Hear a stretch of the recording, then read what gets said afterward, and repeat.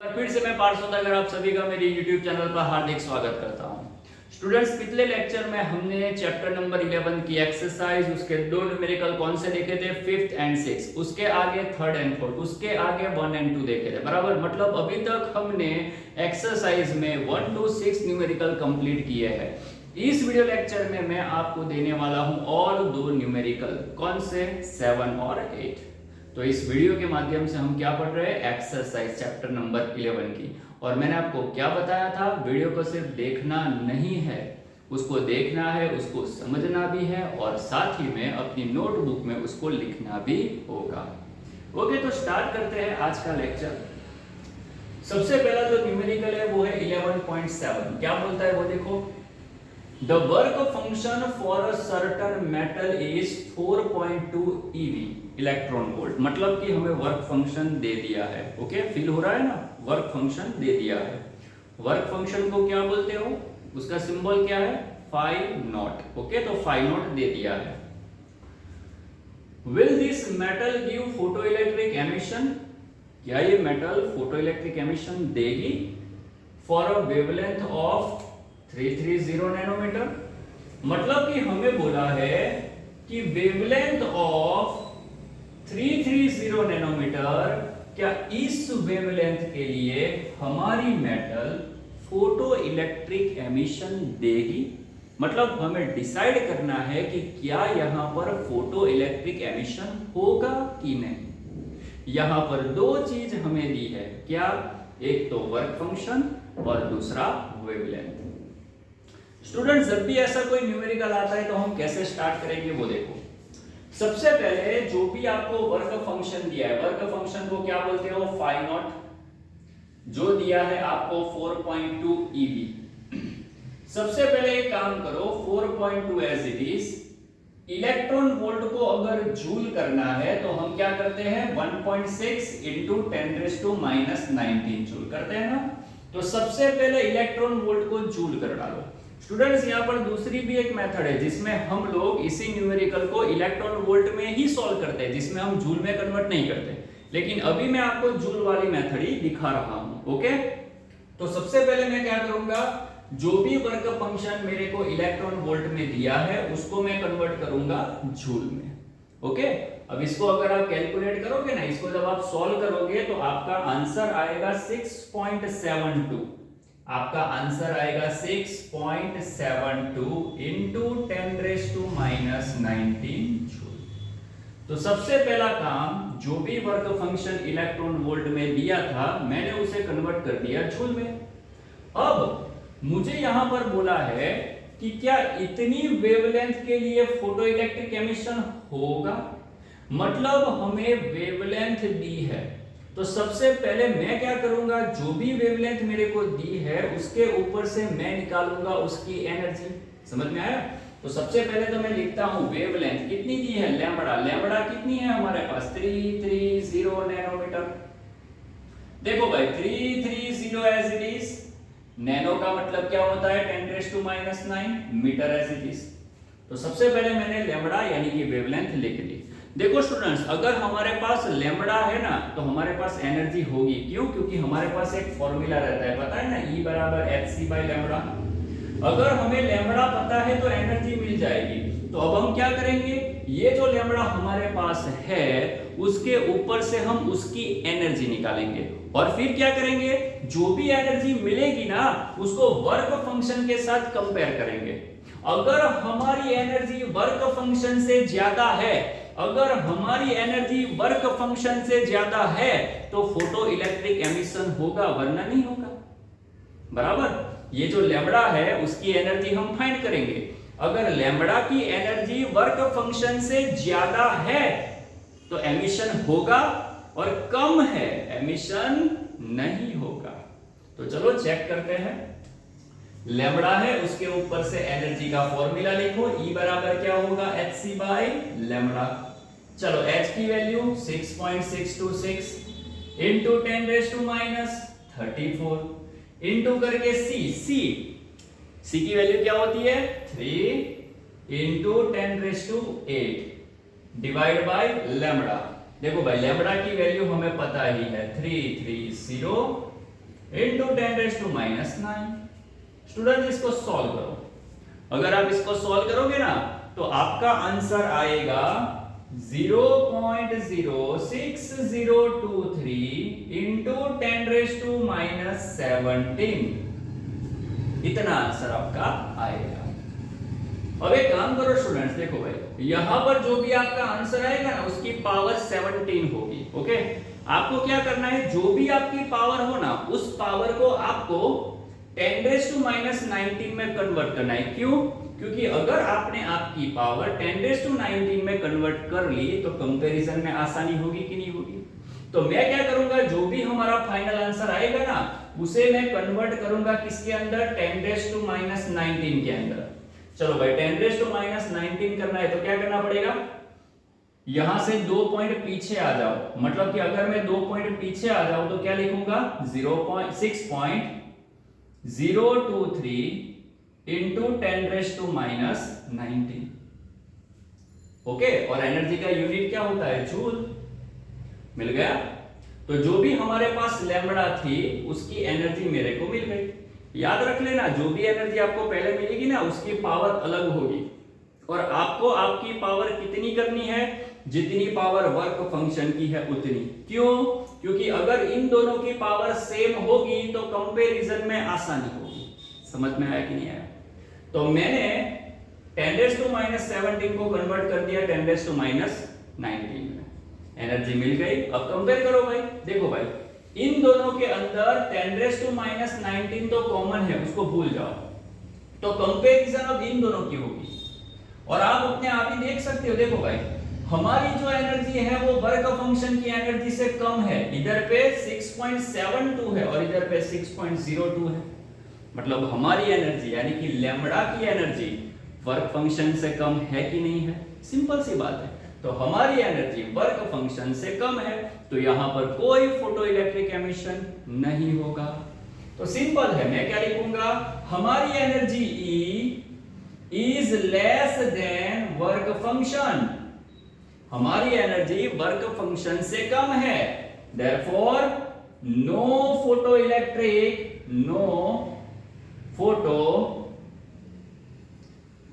Electric emission will take place। बोलो समझ में आया? हमारी एनर्जी हमारी एनर्जी वर्क फंक्शन से कम है, लैम्बडा की एनर्जी वर्क फंक्शन से कम है, तो यहां पर कोई फोटो इलेक्ट्रिक एमिशन नहीं होगा। सिंपल है ना? कई बार लोग इसको इलेक्ट्रॉन वोल्ट में रख के ही करते हैं। तो जब इलेक्ट्रॉन वोल्ट में अगर करना है तो उसका एक और फॉर्मूला होता है, E बराबर hc/E लैम्बडा। अगर आप ये फॉर्मूला जब एनर्जी का रखते हो ना तो उसमें जो भी आंसर आता है वो इलेक्ट्रॉन वोल्ट में आता है, बराबर। लेकिन अभी तो मैं आपको जो करवा रहा हूं वो जूल में ही करवा रहा हूं, बराबर। तो इसको अभी भूल जाओ वरना आप कंफ्यूज हो जाओगे।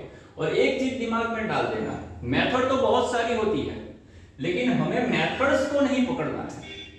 हमें कोई एक मेथड को अच्छी तरह से समझ लेना है, उसके बाद बाकी जो मेथड है वो तो डायरेक्ट हम याद रखेंगे, लेकिन एक पर्टिकुलर मेथड को तो हमें एकदम परफेक्टली समझ करके याद करना पड़ेगा, तभी सब चीज हमारी पक्की होगी। वरना तो क्या होगा पता है, कंफ्यूज हो जाओगे कि कहां पर क्या डाले, कहां पर क्या यूज करें। तो बहुत आसान है, वर्क फंक्शन को जूल में कन्वर्ट करो, लैम्बडा में से एनर्जी निकालो, दोनों को कंपेयर करो। अगर हमारी एनर्जी ज्यादा है तो एमिशन होगा, अगर हमारी एनर्जी कम है, इधर पे कम है, तो एमिशन नहीं होगा। सिंपल। चलो आगे बढ़ते हैं, इसको देख लेना। चलो 11.8 क्या बोलता है वो देखो। लाइट फ्रीक्वेंसी, लाइट की फ्रीक्वेंसी दी है, देखो light frequency 7.21 into 10⁻14 hertz is incident on metal surface. Students बहुत बार मैंने आपको ये चीज सिखाई है भाई। देखो चलो आप ही बताओ मेरे को, ये जो फ्रीक्वेंसी है वो कौन सी फ्रीक्वेंसी होगी, बोलो इसको हम कौन सी फ्रीक्वेंसी मानेंगे? ये जो फ्रीक्वेंसी है ना वो इंसिडेंट होती है मेटल पर गिरती है। मतलब ये फ्रीक्वेंसी आप मेटल को देते हो, जो फ्रीक्वेंसी हम मेटल को देते हैं, मेटल को जो फ्रीक्वेंसी दी जाती है उसको हम क्या बोलते हैं, गिवन फ्रीक्वेंसी। समझ में आया ना? तो सबसे पहले दिमाग में डाल दो, ये आपके पास गिवन फ्रीक्वेंसी है। मैं इसको इधर से सॉल्व करूंगा, बराबर। देखो, तो सबसे पहले मेरे पास गिवन फ्रीक्वेंसी है, जिसको हम लोग न्यू से प्रेजेंट करते हैं। पता है ना, गिवन फ्रीक्वेंसी को न्यू बोला जाता है, न्यू। और वो हमारे पास है 7.21 इंटू 10⁻14 हर्ट्ज। स्टूडेंट्स, मैंने आपको पहले से समझा करके रखा है, बराबर। पहले से मैंने आपको सिखाया, सारे न्यूमेरिकल में मैं यही करता हूं। क्या करता हूं? जब भी गिवन फ्रीक्वेंसी दी हो, उसके नीचे ही गिवन एनर्जी फाइंड कर लो। क्यों? क्योंकि पीछे जाकर के लोग कंफ्यूज हो जाते हैं, पता ही नहीं चलता सिंह सर करे तो करे क्या। तो दिमाग में डाल दो, गिवन फ्रीक्वेंसी है तो उसके ऊपर से उसकी एनर्जी मिल जाएगी, सिंपल सी बात है। तो नीचे हम फाइंड करेंगे therefore given energy. Students, given energy को हम लोग क्या बोलते हैं? H new. भाई फ्रीक्वेंसी न्यू तो उसकी एनर्जी एच न्यू। चलो, एच न्यू, एच की वैल्यू क्या होगी? 6.626 इंटू 10⁻34 इंटू करके न्यू, जो आपको दिया है वही रख लो, 7.21 इंटू 10⁻14। इसको सॉल्व करो। अगर आप इसको सॉल्व करोगे तो आपका आंसर आएगा 47.77 इंटू 10⁻20। तो ये आपकी गिवन एनर्जी मिल गई, एच न्यू। यूनिट क्या होगा सर? यूनिट होगा जूल। एनर्जी का एक ही यूनिट हमें अभी पता है, जूल। इलेक्ट्रॉन वोल्ट आता है तो भी हम उसको जूल में कन्वर्ट कर देते हैं। अब बहुत सारे न्यूमेरिकल इलेक्ट्रॉन वोल्ट में ही हो जाते हैं, लेकिन रूल एक बना दो यार, कि जिससे हम कभी भी गलत ना हो सके। तो यहां पर एनर्जी जो भी मिली है वो किस में है? जूल में है। चलो अब आगे बढ़ते हैं। देखो, यहां पर एक एक लाइन में पढ़ता हूं और उसी के ऊपर से न्यूमेरिकल सॉल्व करता हूं, बराबर। Electron with a maximum speed of this are ejected. Students, ये क्या बोल रहा है वो समझो, कि इतनी फ्रीक्वेंसी की लाइट जब आप मेटल पर डालते हो ना, तो वहां से इलेक्ट्रॉन निकलते होंगे, फोटो इलेक्ट्रिक एमिशन होता होगा, बराबर। तो उस फोटो इलेक्ट्रिक एमिशन में जो इलेक्ट्रॉन निकलते हैं ना, उसकी इन लोगों ने मैक्सिमम स्पीड दी है। मैक्सिमम स्पीड दी है, स्पीड मतलब v, स्पीड मतलब आपको v दिया है, वेलोसिटी दी है। समझ में आया? वेलोसिटी दी है। किसकी वेलोसिटी? इलेक्ट्रॉन की, बराबर। किसकी बात करी है? इलेक्ट्रॉन की। तो अब एक काम करो, इधर पे लिखो बहुत अच्छे से, फॉर इलेक्ट्रॉन। चलो, इलेक्ट्रॉन के लिए स्पीड, जिसको हम v से प्रेजेंट करेंगे, कितनी दी है? 6 इंटू 10⁵, बराबर, ये दी है। अब एक चीज याद रखो, ये जो स्पीड है वो मैक्सिमम स्पीड है सर। देखो देखो, मैक्सिमम स्पीड है, मैक्सिमम स्पीड है। तो भाई जो मैक्सिमम स्पीड है ना, उसको हम लोग v मैक्स से प्रेजेंट करेंगे, बराबर। तो देखो भाई, इलेक्ट्रॉन की हमें स्पीड दी है।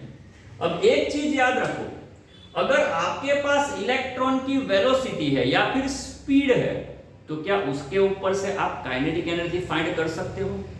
कर सकते हो ना। मेरे पास v है तो काइनेटिक एनर्जी मिलेगी कि नहीं मिलेगी? 1/2 mv² मिलेगी कि नहीं मिलेगी? तो देखो भाई, यहां पर मैंने लॉजिक क्या जोड़ा है वो देखो, कि इलेक्ट्रॉन की मेरे पास स्पीड है तो उसके ऊपर से इलेक्ट्रॉन की मैं काइनेटिक एनर्जी फाइंड करूंगा। Therefore, kinetic energy will be 1/2 mv²। 1/2 as it is रहेगा, m मतलब मास। इलेक्ट्रॉन का मास सबको पता होना चाहिए, कितना होता है? 9.1 इंटू 10⁻31 इंटू वेलोसिटी। वेलोसिटी कितनी दी है? देखो भाई, 6 इंटू 10⁵, उसका स्क्वायर करना पड़ेगा। ओके, अब इसको आप खुद से सॉल्व कर लेना एक बार, बराबर। और जब आप इसको खुद से सॉल्व करोगे तो उसका जो फाइनल आंसर आएगा वो होगा 16.38 इंटू 10⁻20। और काइनेटिक एनर्जी, एनर्जी का यूनिट क्या होता है? जूल। समझ में आया कि नहीं आया? तो सबसे पहले गिवन फ्रीक्वेंसी, उसके ऊपर से गिवन एनर्जी निकाली, फिर इलेक्ट्रॉन की स्पीड, उसके ऊपर से उसकी काइनेटिक एनर्जी निकाल दी। अब क्या करेंगे? सोचो, देखो काइनेटिक एनर्जी मिल गई, देखो गिवन एनर्जी मिल गई, तो एक चीज है जो इन दोनों के ऊपर से मिल सकती है। याद करो क्या मिल सकता है, सोचो सोचो आप, याद करो हमारा देसी फॉर्मूला। देसी फॉर्मूला क्या होता है भाई? अब देसी फॉर्मूला मैं इधर पे नहीं रखूंगा, बराबर, एक काम कर दो, इधर पे लिखता हूं देसी फॉर्मूला। क्या है हमारा देसी फॉर्मूला, बोलो तो भाई। देसी फॉर्मूला है के बराबर जीई माइनस आरई, है कि नहीं है? पिछले सारे न्यूमेरिकल में मैंने आपको इसके ऊपर से न्यूमेरिकल करवाया, पता है ना। देसी फॉर्मूला काइनेटिक एनर्जी बराबर given energy minus required energy.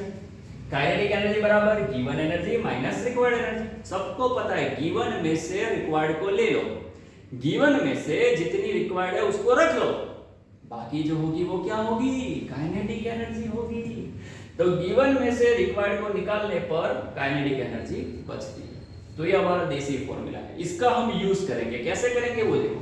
Kinetic energy मेरे को पता है, ओके, बराबर करके given energy. Students, given energy को जनरली हम पहले एच न्यू बोलते हैं, पता है ना, एच न्यू। एच न्यू मतलब गिवन एनर्जी, दिमाग में डाल दो, बराबर। आगे पिछले न्यूमेरिकल में भी मैंने आपको बताया है, गिवन एनर्जी मतलब एच न्यू, एच न्यू मतलब गिवन एनर्जी, ओके।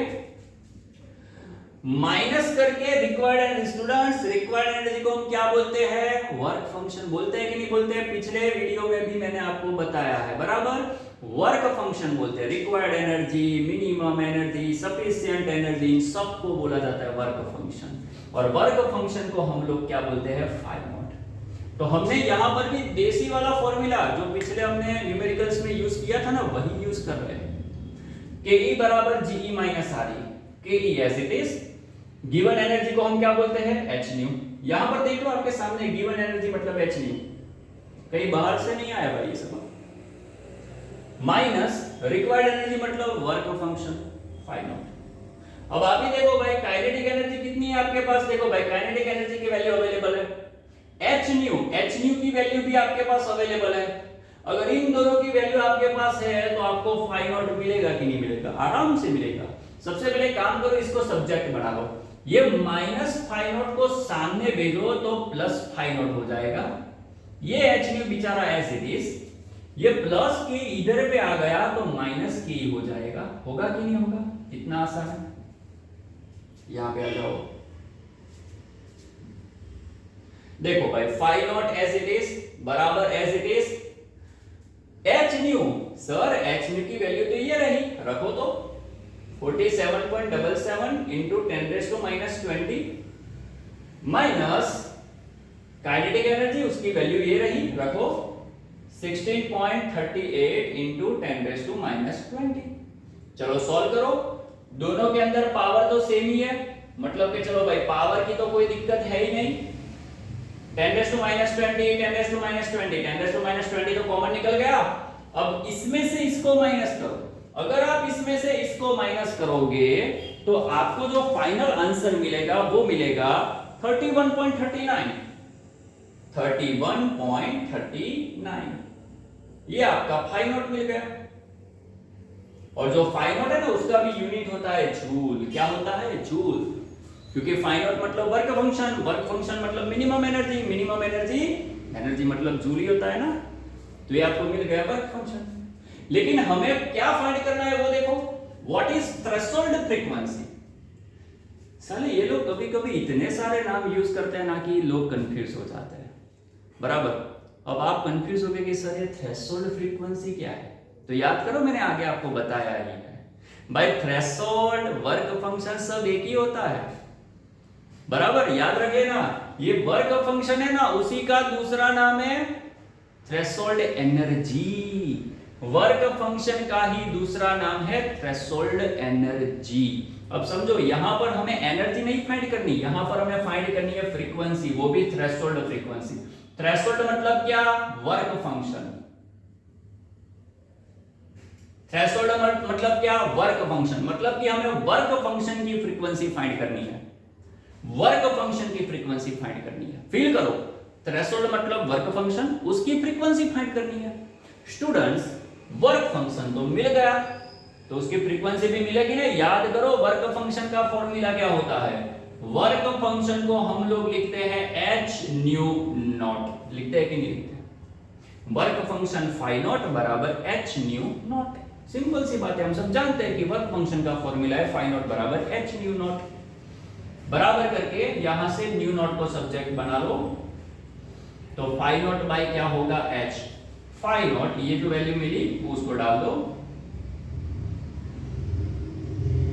डिवाइड करके h की वैल्यू सबको पता है 6.626 into 10⁻34। अब इसको सॉल्व कर लो। जैसे ही आप इसको सॉल्व करोगे तो आपका आंसर आएगा 4.737 into 10⁻14। पावर को सेट करोगे 10⁻14। और फ्रीक्वेंसी का यूनिट क्या होता है? हर्ट्ज या फिर सेकंड इनवर्स। तो मिल गई आपको थ्रेशोल्ड फ्रीक्वेंसी यानी कि वर्क फंक्शन की फ्रीक्वेंसी। तो क्लियर? न्यूमेरिकल बहुत आसान है। गिवन फ्रीक्वेंसी के ऊपर से गिवन एनर्जी निकालो, इलेक्ट्रॉन की स्पीड के ऊपर से उसकी काइनेटिक एनर्जी निकालो, फिर हमारा जो देसी वाला फॉर्मूला है के बराबर जी माइनस आर रखो, के एज इट इज, जी को हम लोग एच न्यू बोलते हैं, रिक्वायर्ड एनर्जी को हम लोग क्या बोलते हैं? Phi naught. फाई नॉट मतलब वर्क फंक्शन। ओके, उसके बाद यहां से फाई नॉट को सब्जेक्ट बना लो, एच न्यू और के इधर आ गया। एच न्यू की वैल्यू सबको पता ही है, देखो भाई एच न्यू की वैल्यू ये रही, एच न्यू की वैल्यू डालो, के की वैल्यू डालो, फाई नॉट मिल गया। अब फाइंड क्या करना है? फाइंड करना था थ्रेशोल्ड फ्रीक्वेंसी। तो दिमाग में होना चाहिए सर थ्रेशोल्ड का मतलब ही होता है वर्क फंक्शन, तो यहां पर वर्क फंक्शन की फ्रीक्वेंसी फाइंड करनी है। तो देखो भाई वर्क फंक्शन तो मिल गया, तो उसकी फ्रीक्वेंसी भी मिल जाएगी। कैसे मिलेगी? फॉर्मूला है वर्क फंक्शन फाई नॉट बराबर H new not. New not मतलब वर्क फंक्शन की फ्रीक्वेंसी। इसको सब्जेक्ट बना लो, आंसर आ गया। बहुत आसान है, देख लो एक बार फटाफट। नेक्स्ट वीडियो में और दो न्यूमेरिकल हम देखेंगे, सॉल्व कर लो इसको। Thank you.